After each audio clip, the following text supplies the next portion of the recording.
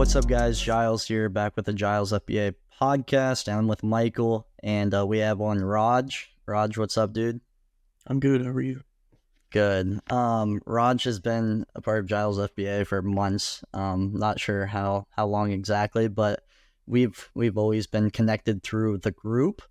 So basically, I asked him if he wanted to come on, tell his story, drop some knowledge, and yeah, so that's what we're doing now. So, Raj, how did you start with Amazon reselling, all that good stuff? Well, I started kind of in high school, not with Amazon, but just like reselling in general. Yeah. I wanted a pair of Yeezys, right? The Zebras. Mm-hmm. So I got the like 2.0s, and then I got the blue tints. So those are like the first two things that I ever resold. And you make like $150 a shoe, and you're like, holy shit, this is real. So It's insane, yeah. Yeah, I started with that, and then like COVID hit, people were selling cameras, pools. What else is there? Weights. Like it was insane, and that kind of built up a lot of my capital because Yeah. I literally started with $300 on like a credit card, so like just like kind of compounding that over COVID. Shoes started to die. Like it was very obvious, like hype shoes, botting, all of that. Like bots went from $6,000 to like $500. Like Yeah.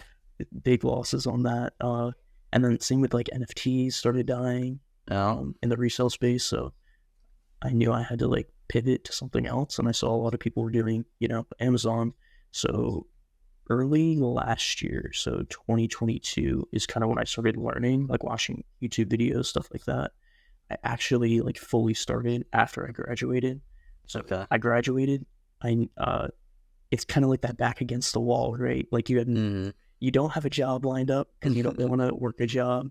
Yeah. And you have this thing Amazon, and you're like, you see all these people making money, and you have to grind like crazy. So I started June of last year.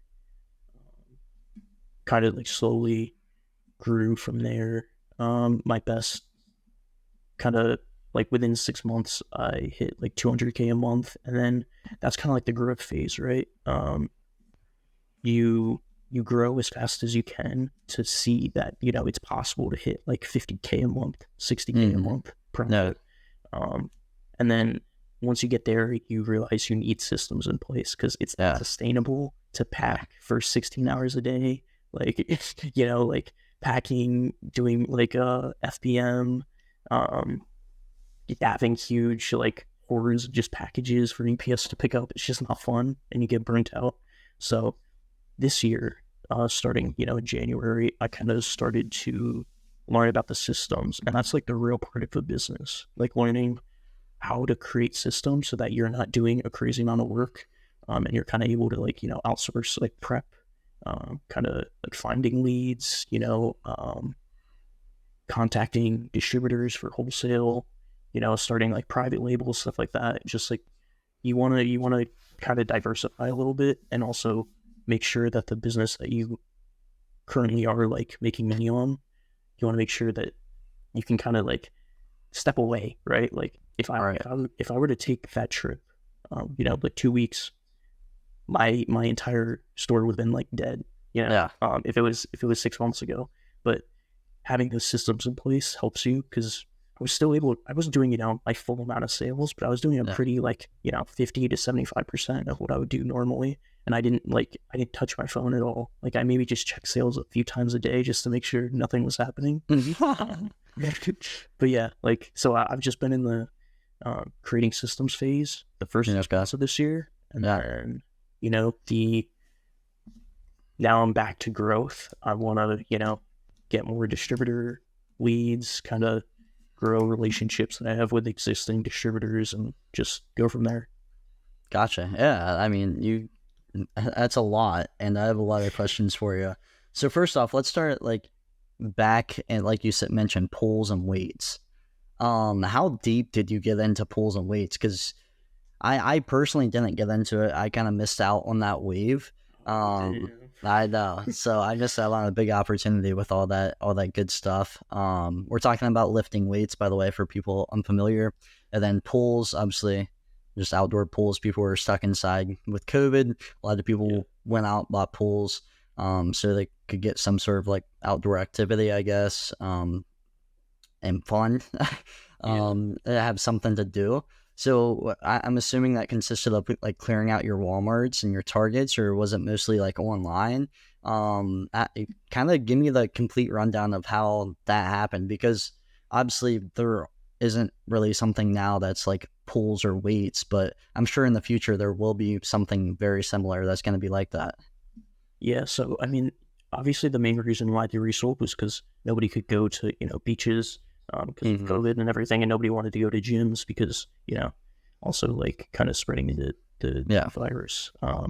So yeah, people wanted it like in their houses. So um, pools, there was a lot. Pools were definitely the biggest moneymaker. I didn't do weights as much just because they're heavy. You don't really want to ship them. You have to, I mean, same thing with pools, but it depends if they're the like 18-foot Coleman pools, but there are also the small ones that you could ship that were, maybe 20 pounds. So I started with basically most of the big websites, Amazon, Target, and Walmart, they restocked at night. So me and a few friends, all the time, we would be up at like 3 a.m. just waiting for these restocks refreshing before like I even really knew about bots. So I was just like, I was hitting pulls from there. Walmart, I forgot. Walmart, most of them shipped. They had free shipping for like, they started charging for shipping later on, but it was like free shipping it was free shipping $400 for a Coleman 18-foot pool. Those I would sell on OfferUp. I only sold on OfferUp. I didn't really do Facebook Marketplace or whatever. Why is that? I just never had a Facebook, to be honest. And OfferUp was so easy. Just download it, take a picture, the description. Right. So yeah, I just used OfferUp, and I would sell them between like 1,000 and 1,300. And then so that was Walmart. They delivered them. Target, you would have to pick them up. And they also restocked at midnight. So, I would wait for the restocks. I actually got Swift iOS in the middle of that summer, and Swift destroyed Target. It was really? Yeah, it was before KSR added Target. Swift, it was so good. You would wake up, you'd have like 20 checkouts for pools, like a few $100 off each one. It was insane. But yeah, I obviously had a capital issue because that's really when I first started like really reselling. Was that like kind of summer? I relate to that fully. Yeah, capital issues is definitely like the hardest thing to get going.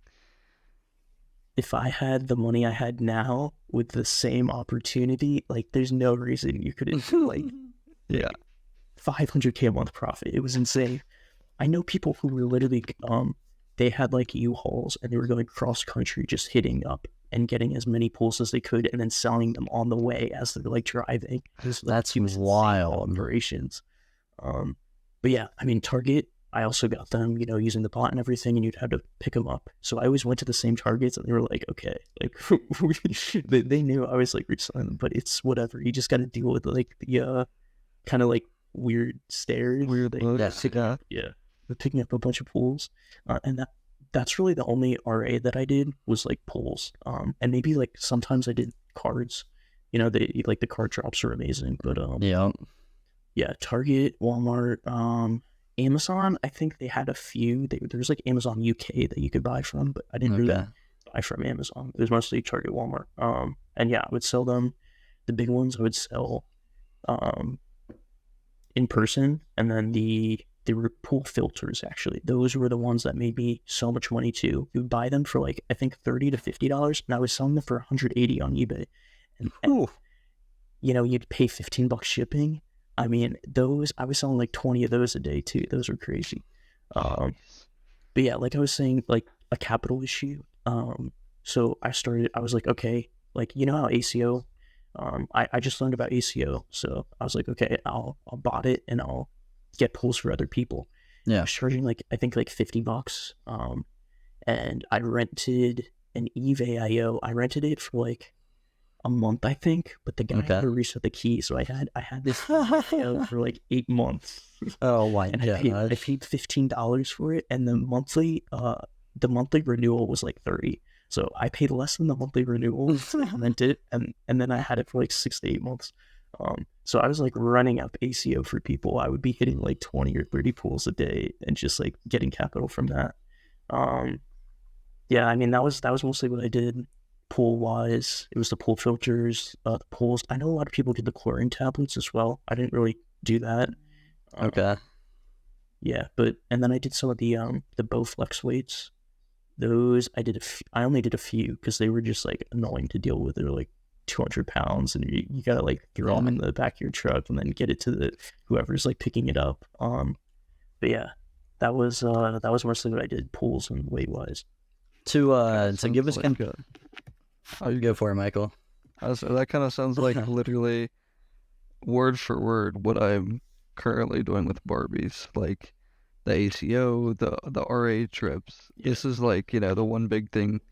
I feel like Q4, at least it was. They're down a bit, obviously, but yeah, at the time, probably around a month ago when the Barbie movie came out, I made a 10-hour round trip, got 50 Barbies, and made $2,000 in a day, and it was like, I'd do that every day if I could, but the issue is stock, and I'm not running a U-Haul to go cross country in school. I can tell you that. So can you kind of give us an idea of how much money you made off of pulls and weights? Honestly, I didn't do a lot of like profit tracking back then. And also it was all like, it was cash deals. Yeah, like, yeah. So like I don't remember fully. Just an estimate. I think it was like around just like those like first 3 to 4 months, and I was having capital issues and stuff. I think it was like, it might have been 70 to like 90K, I think. Yeah. That's insane, dude. Yeah, That's awesome. it was like I think I was like a sophomore in college, so like I was trying to get as much done before classes started back up. Yeah, that makes sense. That's one thing I wish I had done, like really jump on the COVID PS5s, graphics cards. That was like my venture into reselling. So obviously I had the same issue you did when starting out. It was all capital. And I just, didn't want to risk anything that I didn't have. But looking back, I wish I had, just so I could literally make tens of thousands of dollars off PS5s within a summer. And then now have that for Amazon. It'd just be picture perfect. But, you live, you learn. Hindsight 2020. Yeah, so with all that capital you made from selling pools, and let's say pools started to die off and weights started to die off, like prices started to dip, that's when you kind of transitioned into Amazon, correct? That was, what year was that? That was like 2020, right? Probably ish. Yeah. I started Amazon late 2022, so I was still okay. Pools and stuff. I was what, still, PS5s? Yeah, like PS5s, GPU, Okay. shoes. Yeah. Any like collectibles, like Obey prints. Yeah. Just started getting into like vinyls. Okay. Like, too crazy. Funkos. How have you done with vinyls? Pretty good. I have like downstairs. I have like the full floor is like just covered with vinyls. I just need to sell. So, like, I probably technically like down because all my inventory is just like sitting there. Like, Yeah. but once I sell that, it's whatever. No, you're good. Yeah. But like, if you just count the ones that I sold, probably like 15 or 20K off of them. I did a crazy amount of like Mac Miller. Okay. If you remember, they had some like limited drops, like 8 months ago, Yeah. or like a year ago, something like that. So I would be buying them for like $30, selling for 150, like 100 to 150, and then there were Frank Ocean, Okay, yeah. branded vinyls. Those, I know people when they first dropped I think it was a restock, I'm not really sure, but when they first dropped, they were, you'd buy them for, I think, like 75 and sell for 200. And I checked out so many of those, and people were like fading it. They're like, oh, it's in stock for like 30 minutes, like, it's gonna be a brick. And I was just, the entire 30 minutes, I was just checking out as many as I could, because first of all, it's Frank Ocean. And he never drops vinyl. So like, Yeah. when he drops a vinyl, fucking buy it. But yeah, I bought a shit ton of those, and those were definitely like some of the craziest profit I made off vinyls, just off of like one specific vinyl. And I think they restocked those like 4 or 5 months ago, and they're still going for like 180. I just saw Really? today. Yeah, they're going for like 150 to 180. I mean, it's like the easiest double to triple your money you can make. Interesting. Yeah, I definitely missed out on the vinyls. I remember the Mac Millers and the Frank Oceans. I just didn't have enough knowledge around it to make the buys, I guess, or even the calls. But yeah, I know a ton of people who just do vinyls on Amazon. That's all they do. That's their focus, and they make a killing on it. So Yeah, they're like the reason why they're so good is that they're limited enough where, you know, people can buy them like a few months later, like the good ones. But they have enough stock that you don't even need to buy. You know, you can check out over a few days. You can do like, you know, you could check out 100 if you're really like convinced that it's a good vinyl. And just like people like collecting them, like they're a good collector's item, and like the good colors are obviously going to sell better than the worst ones. So if you just know, you know, the cool patterns, if you could just tell like what the average person would like, you know, it's a pretty easy like guess.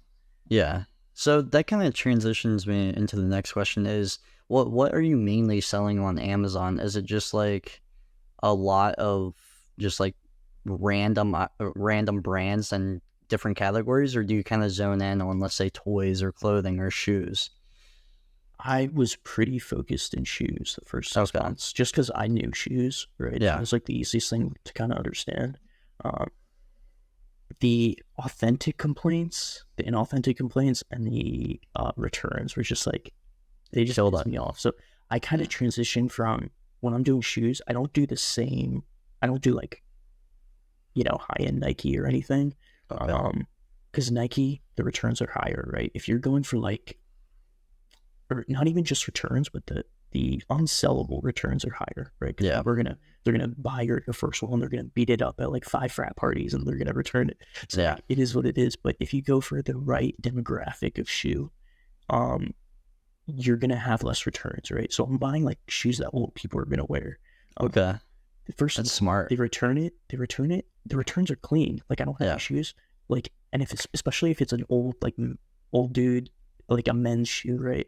They don't even return it. Like, they get the wrong size, they just wear it. They don't care. So that's bad. My return rate on some of these brands for like, you know, like older people would wear, it's so low. Like Nike, I would say average return rate was probably like 15 to 20%, right? And then out of that, maybe 10% or not, like 50% of those 15% of returns were sellable. And then the other 50%, you know, you can't even sell. There's no box, or like it's used. The soles are beat up. So it is what it is. You just take a loss there. But yeah, well, if you go for the right demographic, like you can make some decent money on the shoes. So yeah, I'm doing shoes still, just like kind of pivoted.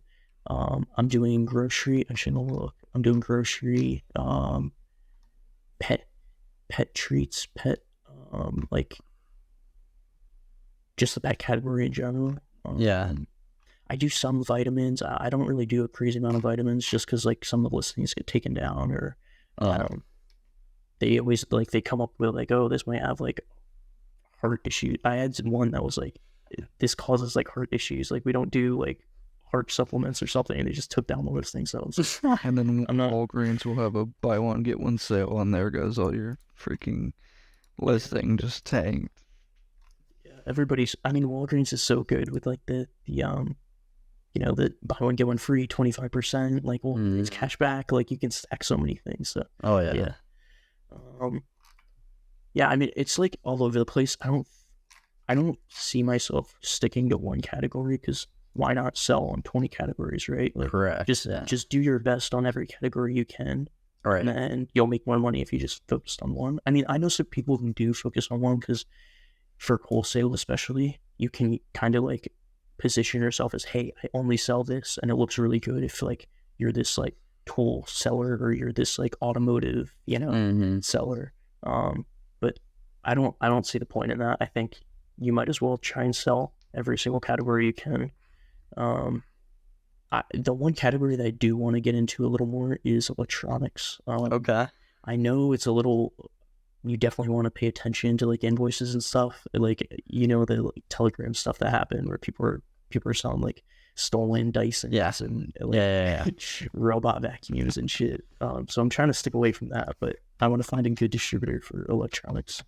I know of the few electronics I've done, like pretty high ticket, all OA items. I mean, I have had almost no issues. Maybe a couple returns here and there, but again, the normal going rate, nothing outrageous, not really higher than any other category. So I can't complain at all on how it's gone for me. But then again, wholesale might be different because OA you can just return and not have a care in the world on how it actually goes. Yes. So Oh, go ahead. Oh, you're good. I was just gonna ask you since Michael kind of mentioned like OA. So you said the only RA you've done was in the past with like pools and weights and all that good stuff. But right now, are you doing just OA, then some wholesale? Then you mentioned even PL earlier as well. Can you kind of hit on all those different categories and what you're doing in each of them? Yeah. So I do OA. I spent like a few thousand this morning because there were just like some good deals going on and some stuff restocked that I've been buying. But Nice. I do OA, especially for Q4. Yeah.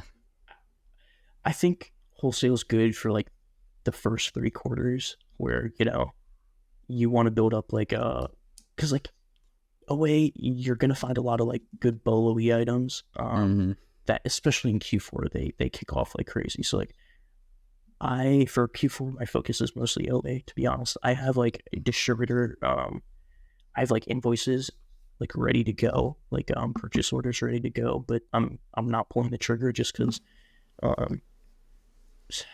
some of these distributors, the lead times are kind of crazy, like they're too long.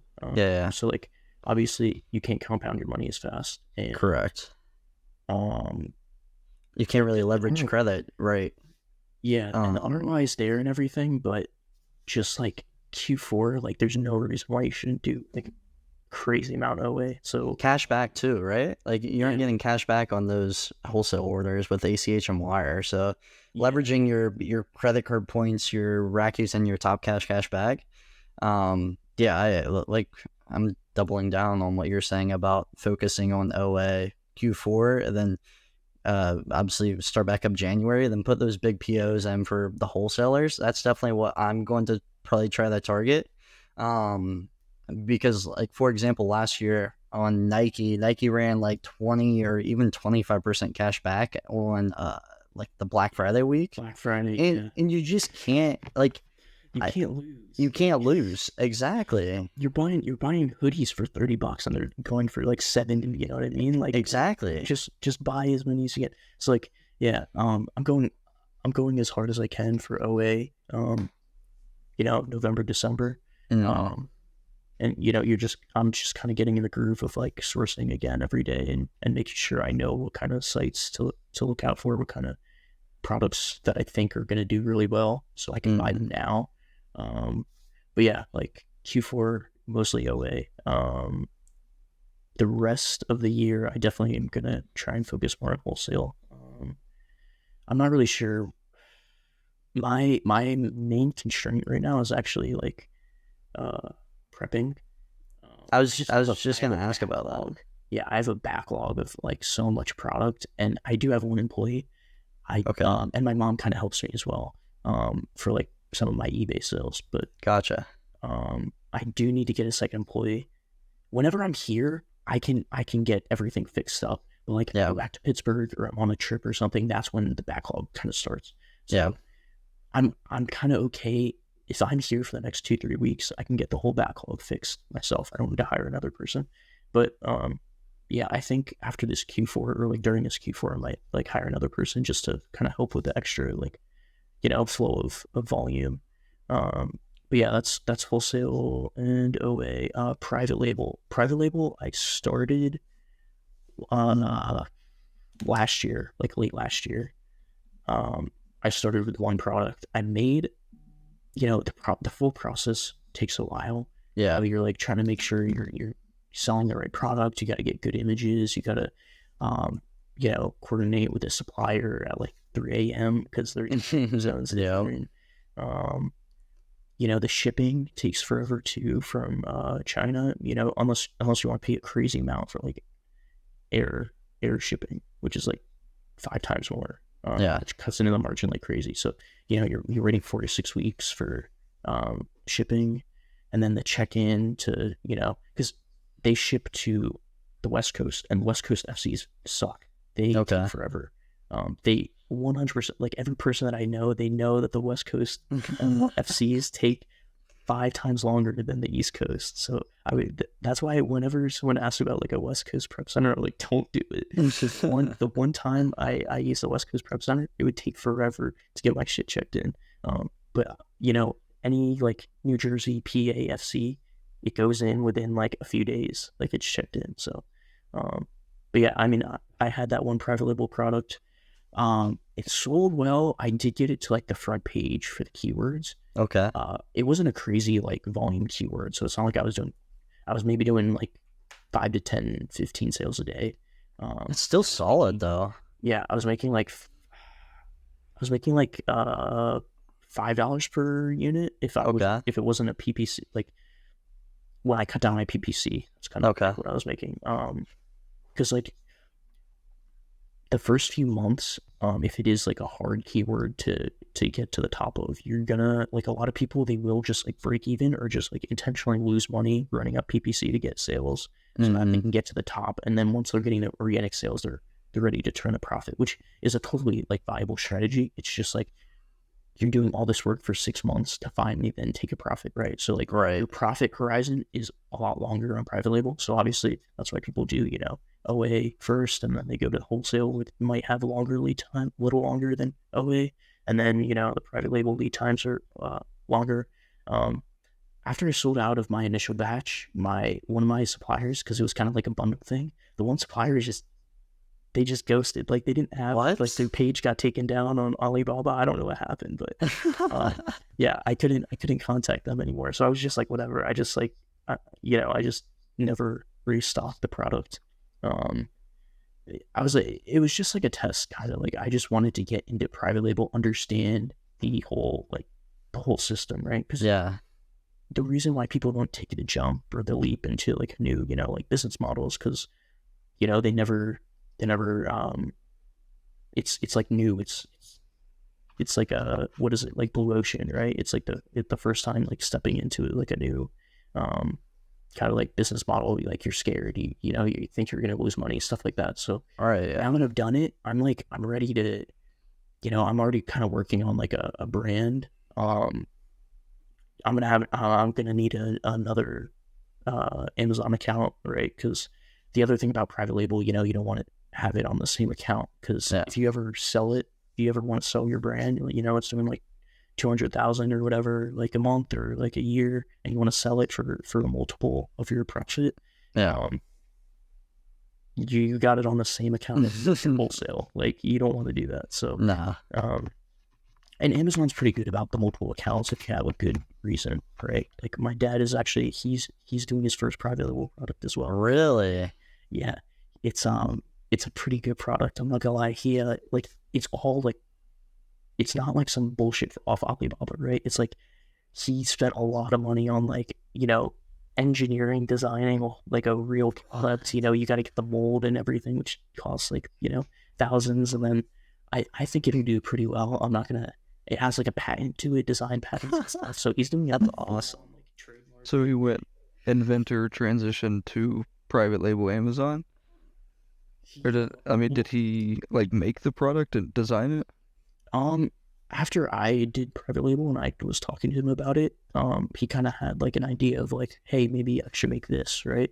And he looked at Amazon. There wasn't really a good solution or like a high end like version of the product. So the price points, I think, for the competitor, there's like a $20 kind of like cheap shitty product. So he's coming in at like a slightly higher price point, but a much better. Like there's like 5 times the utility to it, and I think it'll do really well.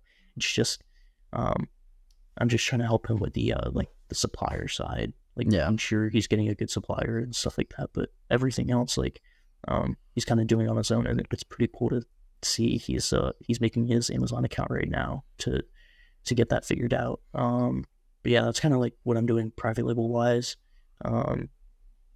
After Q4, I'll definitely go harder on a private label. But right now, it doesn't make sense to invest time when you can invest time in something that has like a lot more compounding, especially in the next few months. You know, you just want to take advantage of Q4 as much as you can, and like talking to suppliers right now isn't the best thing to do. So Right. yeah. So you mentioned a lot about private label, and I don't do a private label. I obviously know what it is. So like the real question is, if your dad puts in all this time, all this money into that product, and it flops, what happens? I mean, he's just saying, yeah. So, that's what I kind of was like telling him, that you do want to start the product with as little money as possible. You don't like go crazy to start with, just because you put a lot of money in and it flops, you know, you're fucked. Right. The thing is, I think it's very hard for the product that he has to flop. Okay. There's obviously the chance for it, but I think the thing about like Amazon and private label, it sounds a lot more risky than it is. If you have the good images, you have a good product that has differentiation. The main thing is differentiation. And doing the trademark and design patents and all of that, and having like, you know, really nice like marketing, those are big differentiators from the pile of trash from like Alibaba that anybody can just like ship over here, slap a brand name on a box, and then call it a day. So I think with the amount of time and effort that he's put into differentiating the product, it's very hard for the product to fail. Sweet. The chance is there. If it fails, you know, like you would sell, like here's the thing, failing is really like you would maybe sell it like break even. It's very hard to lose money on a private label product if you put like all the checks in, if you have the right keywords, if you have the right like images, people are gonna click on your product and buy it. Especially with the way that Amazon's, the money that they make off ads is like infinite ROI, right? It's their own platform. They're just they can charge, they can have their, you know, PPC prices as high as they want. Yeah. And they can, it's 100% profit for them, really. Like, I mean, obviously there's back end stuff, but it's literally 100% profit revenue from that category of just PPC, right? So like the products that use PPC, they're the first, you see now, like it used to be 1 row was like sponsored listings. Now it's like 2 or 3 rows, and like the whole page is like it's like a lot more now than it used to be. And like if you're paying for that PPC, you're gonna get clicks, and if you get clicks, it's gonna convert to sales, because people aren't just like clicking, you know, shit that they're not gonna like want to buy. Like if they put in a keyword, you know, and they're looking for that product, you know, they click on it, they see, you know, it looks legitimate, they have like good branding, you know, they're gonna buy it. If it has good reviews, they're gonna buy it. So it's kind of hard to fully lose on private label. It's pretty low risk. It's just a long time horizon to get your money back. Yeah. But yeah, if you're putting in $50K to get all the design patents, you know, you're definitely putting on a lot more risk. But yeah, I think it'll do well. But like my private label product, I think I launched under 5K. Okay. For like everything. I definitely cut some corners. I'm not gonna lie. It was my first product that cut some corners. And I could have done better on like images, and maybe some like enhanced brand content, which is kind of like if you scroll to the bottom of the product, you know how like Anchor might have like all these different images at the bottom under like the comments and stuff. It shows like all the different. So that's enhanced brand content. Okay. So like you gotta like there's a few tricks to get that. Like people hire people off Fiverr to get that in there. Because you have to be like a registered brand apparently to like get enhanced brand content, but there are ways around it. Yeah, there are ways around it that people use. But like if you have everything there, you're gonna get the sales. You have to really like fuck up to, like, you have to have your listing like removed off Amazon because you're selling like a baby product with no like with no Suffocation. testing or whatever. Yeah, some crazy shit like that to lose. I know, for Interesting. example, like my entrepreneurship class had me compare a few actually private label products. I mean, I could just tell like from as being an Amazon seller, as soon as I went to the page, I was like, this is obviously private label. It was the top page of a certain brand or certain category, and it was translators, like voice real-time translators, and just asked me to like basically say which one I would pick and which one I would compare or buy compared to the others. And so I compared, a price point of like $200 to 400, but that $400 price point had 4.8 stars. Meanwhile, the 200 had 3.7. And I was like, I'm just automatically attracted to that $400 price point because it looks like I'm getting a decent price for the best quality compared to the $700 one, which is just outrageous. So even if, your dad's product is more utility but higher price point, I'm sure that's going to be insane. I mean, as a consumer, you really look for that middle ground of utility, value, while not necessarily getting the cheapest option. Yeah, so like the main reason is that the competitors that he does have, the main competitor that's like a brand name competitor, he does like 40,000 sales a month, and Oh, wow. it's just it doesn't have the same, like I was saying, like the utility is a little better on his product. So I think like he'll be able to snatch sales from those 40,000 people. Because if you think about it, like I don't know, like 40,000 people, there's definitely some rich dudes who just like they're buying it because it's the best product or it's popping up first, and so like there's always going to be the people shopping for the lowest price, people shopping for the best value, and then people shopping for like just the best item. They don't care about the price because they make so much money. They don't care. Or they just, they're reckless with their money, so they don't care. So, yes, like, you got to target one of those three. And then, as long as you're targeting one of those three, you're not, like, kind of, like, in the middle of two. I think it's hard to not have a customer base for that product. All right. You can have the lowest quality and the highest price point. Yeah. Or the lowest reviews. If you want the lowest quality, you go on Temu or something. Like, like if you're going on Amazon, like at least it's like half decent quality. Like people go on it for convenience. So, All right. I know my girlfriend, for example, purchasing furniture for her apartment. It's like I actually looked through the brands myself. We couldn't find like really any competition for a marble and glass coffee table. And granted, this was like the only one we found. It did like 5 sales a month. I was like, I don't know about this. Like, it doesn't look great based off seller amp charts and from an Amazon seller standpoint. But when it came in, it was super easy to put together. It took like 10 minutes in total. Looks great, sturdy, like all that. And I was like, they got to be doing something wrong because this should be selling a lot more than it is.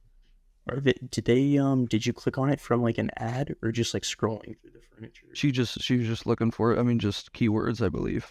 Yeah. She just went shopping by search, and I don't really think either of us shops anything from ads. Yeah, people. The main ads are best on like mobile. Like if you're on desktop, I think it's like very easy to like spot the row of ads. So people just like. People just like obviously, they just turn it doesn't even look like a product. It's just kind of like off to the side. Exactly. But that's why the reason why the ads are good is because people, you're only getting charged if people are clicking on it anyways. So it's also like an incentive for Amazon to kind of like make it as least noticeable that it's an ad as possible, right? Because like they want people to click on ads because they get money. Like So I don't click on sponsored listings either, but you kind of just have to pump as much ads as possible until you can rank organically. And then like once you rank organically and it's a good product, it should stay up there. It shouldn't go even higher if it's really a good product.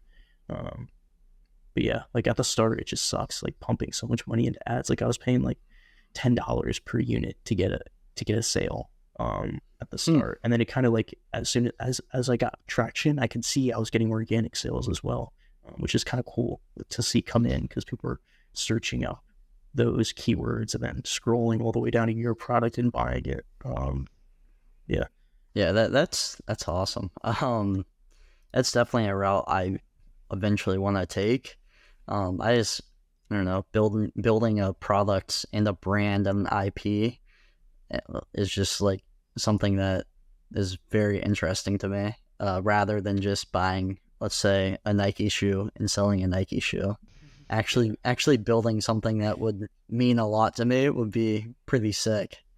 Um, so what happened to that PLO product? You said like the manufacturer or whatever just ghosted you. Yeah, I mean the one supplier they just I don't know, they disappeared off the face of the earth. So I was never like kind of I never really like looked for them either because I was just like it's whatever. Yeah, Maybe I should have tried to do a little more digging, but I was like, because like here's the thing, you maybe find another supplier that has the same type of product that you're bundling. mm-hmm. You could do that, but now you gotta like you gotta get new images, you gotta Yeah, you kind it's of a lot like of work. some of the reviews might have old images, so Yeah, like, I don't really know the TOS on like changing, the product, and then I don't know. So I mean, that's something I would look into, but it was just a one-off product. It wasn't a product that I really wanted to like build a brand with, right? So gotcha. now it's kind of like I'm kind of going for like a brand that I can create multiple products for, kind of expand because you don't want to make a new brand, a new Amazon account and just have like one product on there and every brand's one product. You want Yeah, to create a brand that has a little bit of cohesiveness where they buy mm, one product from your brand, they see it's a really nice product, so they buy, they might have to buy some sort of refillable, replenishable for that main product, or they buy a separate product from you just because they know the first one's nice. So yeah, I want to build a legitimate brand. It just takes so long, and there's so much fast money in this space as well. It's kind of hard to like set your eyes on like a longer time horizon, but it's something I want to do, over the next few years. Um, it just makes the most sense because like OA and wholesale, like the landscape's changing very quickly, and you want to go for some sort of longer time horizon because it doesn't mm, change as quick because people aren't going to invest those 6+ months in creating right. a product like they would invest the 5 minutes to just go into Nike and scan some products and then buy all of them and break the listing. So Yeah. I mean, how many people do we know that start Amazon for a week or two and they're like, yeah, this is a lot of work, and Yeah, just give up. I It lost money happens on one every of my day. 10 products and I'll give up. It's like, okay, you lose, say you're making $10 a sale, you lose money on one, that's still 90% profit, but nobody, you just get so down in the dumps after one bad buy or one IP complaint. Like, I don't want to, I should knock on wood here, but every IP complaint that I've had, I've appealed and won in the past 2 or 3 months, and I probably had 3 or 4. I mean, not specifically IP, but inauthenticity or an IP restriction, whatever it be. Like it's really you just submit what they want, and most of the time you're good to go as long as you're not actually violating the terms of service. Right. Okay, yeah, let's kind of transition back into OA real quick. So you talked about a little bit about like earlier this year you started to build some systems. Can you kind of get into what those systems are and how they've been kind of working for you? Like as you mentioned, you just went on a vacation, 2 week vacation, and you're still producing sales. I'm assuming you might still be buying products, stuff of that nature. So if you can kind of deep dive into what that looks like, that'd be awesome.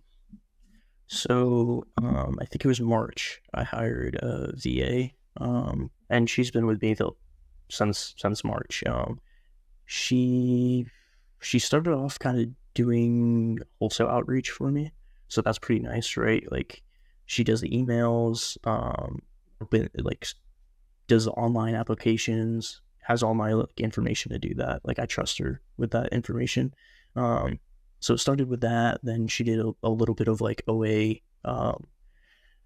like looking for leads, storefront stalking, stuff like that, manual sourcing, sales. If I find a sale one morning, I'll give it to her and she'll source it, and then I might buy the leads if they're good. So the VA is also like very useful. Then the other system was fulfillment, right? Like you want a prep center, or you go the route of getting a warehouse and then there's so many extra systems with warehouse, but it's a lot more rewarding, right? Because you're working with your employees in, your own space that you really have to you have to have systems for stuff, right? You have product coming in, out. You need to account for inventory.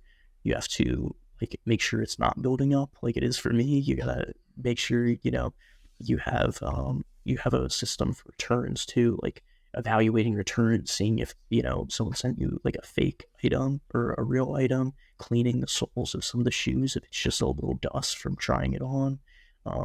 There's just so many extra operations when you have a warehouse versus a prep center. Prep center is obviously easier, and I always look at it and kind of wish that I had one, but the payoff from having a warehouse is pretty nice, because you're learning all these operations that when you do have say, you buy small businesses later on, that's something I want to do after Amazon. I want to buy small businesses, kind of grow small bit, retail stores, car washes, whatever. Yeah. That's around in my area. So learning how to operate a warehouse is definitely helping me scale. Very beneficial. You have to hire employees. You have to not break the law and not break the law. There's the insurance stuff. There's you gotta file returns for them. You gotta for your state, depending on your state, you have to file them with the state. There's so many things that I didn't know how to do, and honestly, I think I did it wrong anyways, because the state is sending me letters in the mail that I need to do something. So I'm gonna do that after this. But yeah, there's so many extra things that you have to that you never thought about, that you kind of have to account for when you're you have your own U.S. employees and you have a warehouse. I think you saw some of my tweets of people trying to break in. There's some boxes outside overnight that I didn't have them grab and put inside, because he works another job too. Kind of at night. He has a part-time job. So yeah, I didn't want to bother him. It was midnight. And then I see 3 people pull up with the Home Depot truck, and they're looking at my shit. They're eating candy that was in all the boxes. Bro. I was lucky. I was the dark side of Amazon. Yeah, and then there was another just a few days, I think a few weeks ago, where some dude was snooping. He was looking inside my window and stuff. I was what the fuck? So yeah, there's just stuff like that you gotta watch out for. I just it's stuff that you never thought you would have to deal with. But yeah, the warehouse system wise is definitely a big one, right? You can go away for 2 weeks and you're going to have your FBA packed. You're going to have your FBA, getting prepped, stuff like that. It's pretty nice to have that.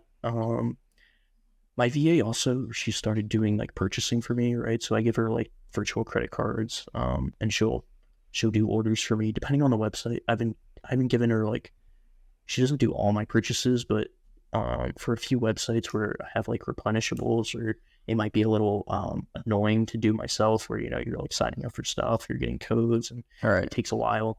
That stuff she does for me too, and I haven't had an issue. I just give her I have a pack of proxies. I just give her one of those. She puts it in BP proxy switcher, so her proxy is a US address, and I don't really have issues with cancels or anything doing that. Good. Yeah. Yeah, I mean, that's the main things. I don't really outsource any admin stuff. Okay. It's not really that crazy, right? You get 1 or 2 messages a week on Amazon, where you gotta talk to the person. Half the time it's just because they messaged the wrong seller, and they're complaining about some shit that you didn't sell them. Or it's a message from customer, pretending to be a sales rep from a company, an IP complaint. I've had that twice. Yeah, I've had that 10 times. It's ridiculous how often they come through. That's kind of funny how you mentioned insurance and you have to file with the federal government and the state, because I actually wanted to open a prep center in PA this year, and then I started digging more into it, and I'm oh my gosh, this is gonna be way too much work, because I mean, the first thing I thought about was insurance. I'm like, oh my god, insurance. Say like an employee gets hurt of some sort. I don't want to be liable for that. I'm a 21-year-old kid now. Like, I don't want to be liable for someone getting hurt in my warehouse and like say they try to sue me or something. So I don't know.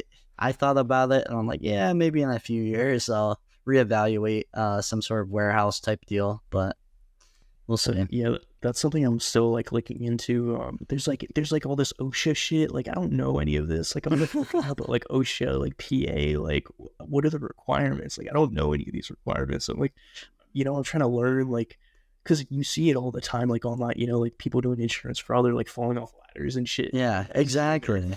Like, yeah, I'm like, honestly, like I just tell all my employees that I'm broke and all my like money is in inventory. It's like sue me. Like I'll just have my LLC go bankrupt. Like, so I mean, it's not like far from the truth, right? Because like I'm an S corp, so yeah, you just take money out, put it in your exactly for any of that, and then if the business gets sued, the business gets sued. I can always create a new LLC.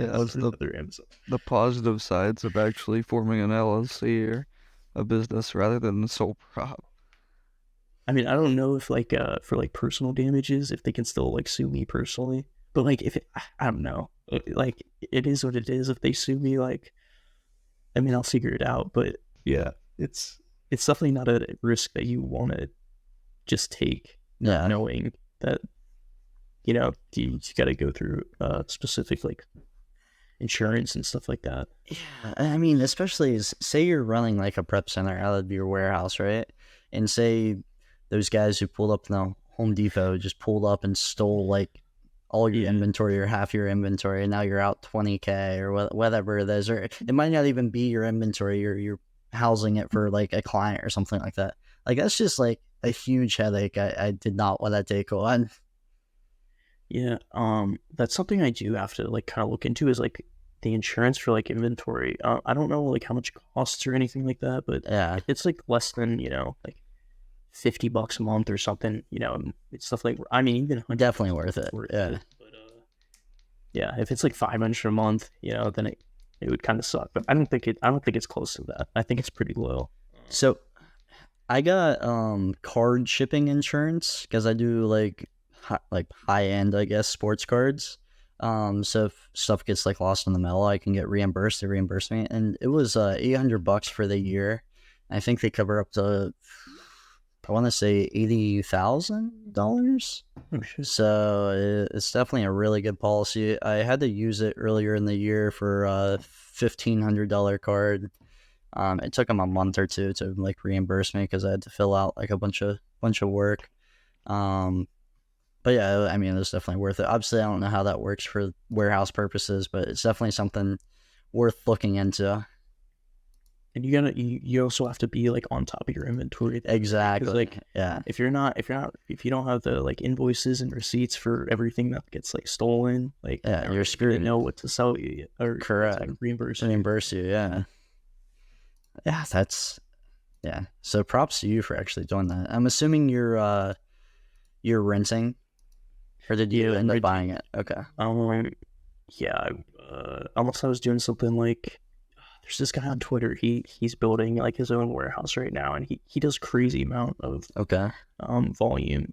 I think he does like 3 mil a month. No, Jonah's pretty cool too, but it's I see his warehouse post all the time.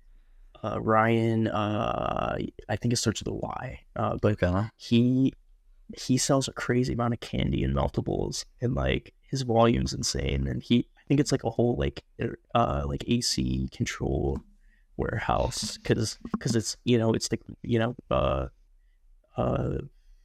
it's all stuff that could melt, or it's like it could expire if it's in the wrong like temperatures and stuff like that. So right, he has a pretty cool like setup there. But yeah, I definitely wouldn't.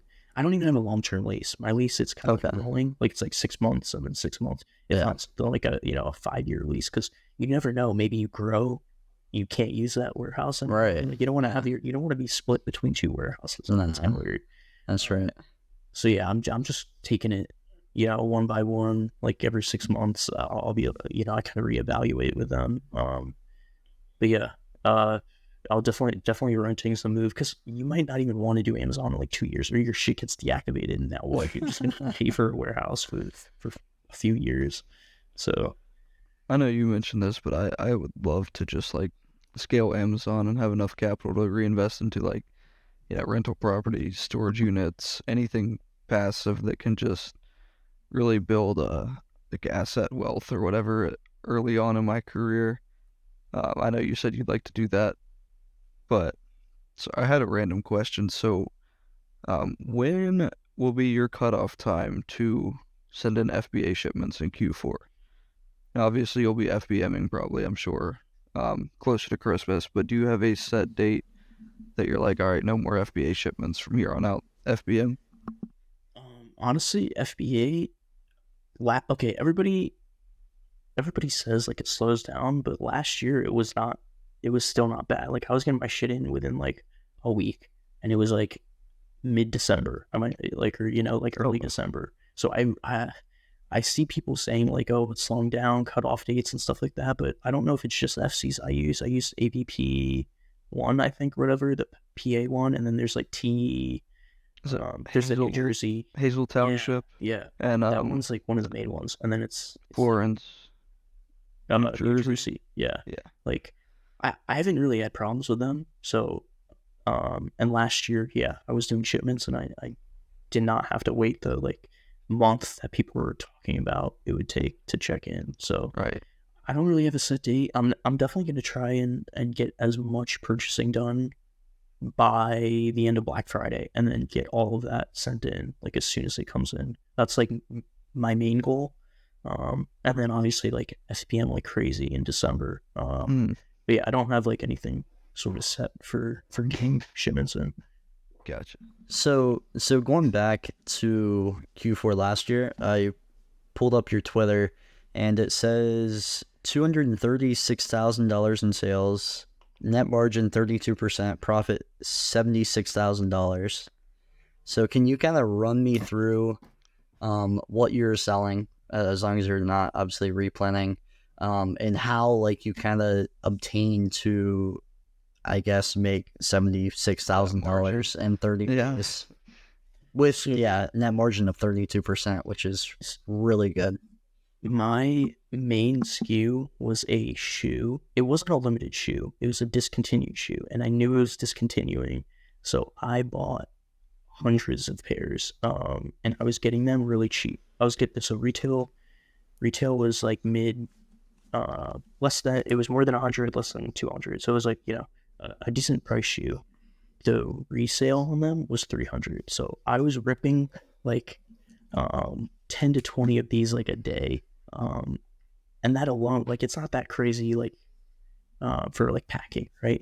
Like shoes, 20 shoes takes you maybe what, like 30 minutes to an hour. Yeah. Like not anything crazy. So it was a ton of shoes. That was definitely at least like half my volume. The other half was like Stanleys were obviously doing crazy then. What you were buying for, if you could get it less than retail. 30. It's like you could get them for like plus codes. Yeah, you can get them for like 36 with codes and stuff, and they were selling for like the 70, 75, like even more than they are now, obviously. Yeah. Because like they were going out of stock everywhere. It's like exactly. You could buy them anywhere.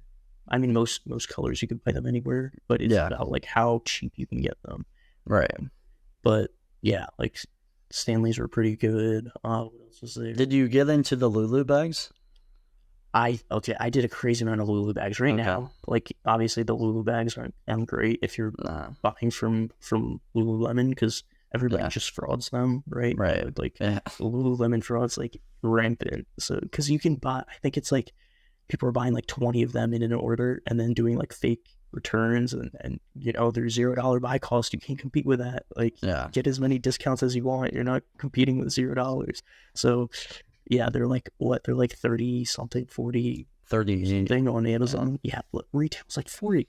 Like exactly. Yeah. So like but I when they were selling for like 70 or whatever they were selling for, I was selling like, I sold like 40 in a day. It was insane. Those Yeah. were going crazy. And then they started doing cancels. Like I was buying them before they started doing the cancels. They were doing cancels if you ordered more than, I don't know, I think it was like I three think to it went to five. 5, yeah. Yeah. It said I was 10, doing like but they would can over 5. I was doing like 20 in order back then. 20 in They order. didn't That's care. what that Yeah, was. Yeah. like I was doing the max. And I Yep. was shipping and they came Yep. in really quick. So yeah, I sold a lot of lemon. And then you get the like rare colors. They were doing even crazier, like $100. It was The fleece. It's insane. The Yeah. navies, Hot white, pink. black, obviously, hot pink. Yeah. Were you in Jyles FBA at that point? I don't think I was. Wait, I can check when I joined. I know Yeah. we've looked at the charts a few times now, and I think the peak 6 price months was ago. $75 or around there. 35 by cost, and with like for example, Viper was doing expedited shipping at $20 a pop, paying Oh, the expedite. $4 first class. But I know Wild. transitioning back to Stanley's, I actually saw Citron was out of stock on Stanley's website, and it is the ugliest color known to man. So I'm really hopeful that like this is going to be a common trend in Q4. I know a few colors are already out of stock. A lot of them have tanked, obviously, but I don't know. We might see it come back. We'll see. I think it's just that it's right at that gift price point. Like all those items, $40-$50 is like a good gift price. Oh yeah, That like people just they want it quick. It's Amazon. They're gonna get it quick, Yep. so they buy it from there. You can kind of like the other kind of trick is just like every day look at the estimated delivery date, see if it's getting closer or further away, right? Because like if it's getting further away, it's a good sign that it's gonna Stock go is getting temporarily out of stock, and then it's gonna be something you can take advantage of. So if you're buying it, all you're watching it slowly go further and further away as the estimated delivery date. You know, you might want to buy a little more than expected. right. Well, Michael, do you have anything else? I mean, we just crossed over the hour mark, so. I really just I think my only question was honestly about like cutoff times. I know you already mentioned West Coast versus East Coast Prep Center, and I think very soon, especially just in time for Q4, I am transitioning because I've noticed my shipments from West Virginia get to Pennsylvania and New Jersey like extremely fast compared to 3-4 week check-in times Yeah. from Oregon to California. And it's just like I said, capital issue plus that is just not a good rate. And this new prep center is also $2 flat rate FBM, which for Q4 in my tiny little apartment will be That's nice. it's just so nice. Like I can't beat it. Especially when you can make the money back on like them buying multiple quantities, right? Because now you're not paying a Yeah. fee for your unit. You're just Exactly. paying an FBM, and then also the expedited, of course. Like Yeah, people are gonna be that's the big one. there's so many people spend Yeah. $20 on shipping. Like you can afford It's unreal. a prep fee. Yeah. So yeah, actually, I I mean, had a so question for you many- guys. What's up? Yeah, well, do you guys have like you have like goals for like December, like sale goals or profit goals or like something you want to implement for Go ahead, Michael. So, kind of just two things I've got on like the back burner. I know, people mention like you should match in Q4 alone what you've done the rest of the year, and I think I'm at like 22 profit for the whole year. I'd like to be at 35-ish for Q4. You know, ramp up a little bit. I've got more credit open. OA obviously is going to be a lot better. I'm sure if I'm able to spend what I normally do in a month, which is like 20 grand or so, has been my past few months, then that ROI should be closer to 50% with hype, the toys, all that. Obviously things are going to be a lot better margin wise, I hope. And then on top of that, I want to kind of start off on a clean slate in January, put back tax money, really just start fresh and pay off all cards, cash out basically, and then transition more, especially into wholesale. I know OA, it was really nice for me, like January through June. It was like my first March was really like my first big month, and it looked great. And I feel like it's since had like a little gap in between July and now. I know it's gonna ramp back up right around the corner. But if I can transition, say like 75% to wholesale, I'd love to do that. And then, I mean, it's just so much simpler. Like, for example, we had just a couple wholesale orders go out in Jyles FBA, and I spent 9-10 grand in like 3 days with an hour of work, paying invoices, whatnot. And it's just so much more free time for me, especially.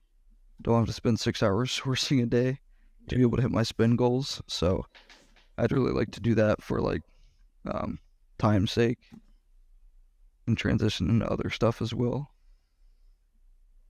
Yeah. Definitely say the wholesale section of the group is a lot better than I've seen from like any other group, right? Like, he just pumps out so many, like, Yeah. I'm like, holy shit, like what's happening? I haven't personally like gone into any yet. I'm kind of like just watching from the side. I like being as safe as possible with kind of what I'm doing. I like dealing directly with the distributor.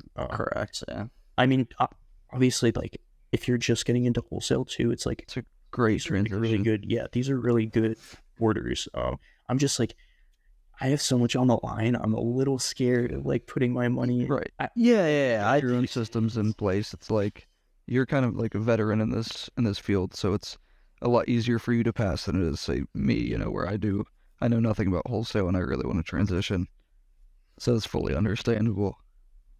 But Yeah. honestly, like I think I'm just kind of watching right now. I want to see like how the orders go and stuff like that. But I probably like place some like within the next, maybe like after Q4 or like within Q4 if I have some like extra money lying around.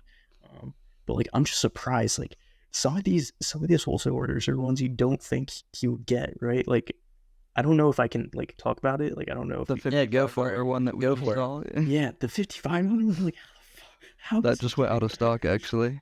really? Oh, that's Yeah, crazy. like an hour or two ago, some Crest went to order and all out. So I don't know how many units there were in total, but I'm assuming, a couple thousand. And just like that, within 24, 48 hours, they're all gone.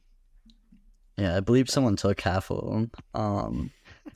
Yeah, but kind of going back with my goals, I guess. I mean, that kind of aligns with my goals and kind of what we talked about earlier of OA, probably for the rest of this year. I've been dumping a lot of inventory, breaking even, losing a few bucks just to get cash back for Q4.